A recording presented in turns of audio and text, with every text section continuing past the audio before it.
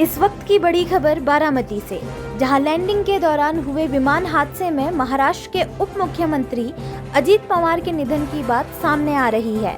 जी हां, आज सुबह महाराष्ट्र के बारामती में एक भयंकर विमान हादसा हुआ है। महाराष्ट्र के उप मुख्यमंत्री अजीत पवार का विमान लैंडिंग के दौरान दुर्घटनाग्रस्त हो गया और मौके पर ही उनकी मौत की पुष्टि की गई है।